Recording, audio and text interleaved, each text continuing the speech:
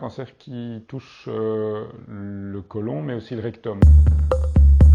Troisième cancer chez l'homme, deuxième cancer chez la femme. Alors tout dépend de ses antécédents. A priori, le dépistage commence, on va dire, à l'âge de 50 ans, mais pour des personnes au tout venant, c'est-à-dire pas d'antécédents particuliers et pas de symptômes. On peut être amené à démarrer le dépistage avant si on a des antécédents, notamment de cancer colorectal dans la famille et qui seraient arrivés très précocement.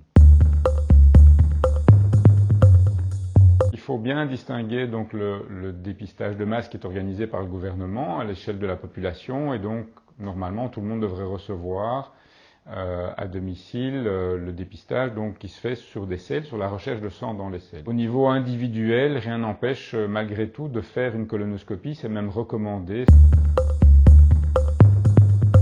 On va introduire une caméra par l'anus, on va remonter dans le gros intestin et on va regarder en fait la muqueuse, on va regarder si on a ou pas une présence de polypes. C'est une petite excroissance de la muqueuse intestinale. Quand on a un petit polype, il n'est pas dangereux et on sait que ce polype va augmenter de taille et que plus il va augmenter de taille, plus il risque à ce moment-là de devenir cancéreux.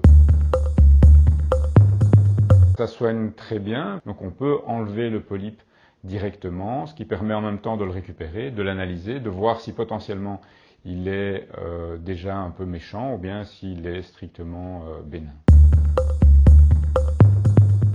Une colonoscopie, si on n'a pas d'antécédent particulier et que la première colonoscopie à 50 ans est normale, elle se refera tous les 10 ans. Et donc potentiellement on a 3 colonoscopies sur sa vie. 3 fois sur sa vie, ma foi, c'est pas excessif.